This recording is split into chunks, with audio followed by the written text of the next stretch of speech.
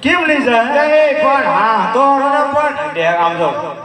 અમારો બાપ થોડો ઉપાડો છે મારો દીકરો હજી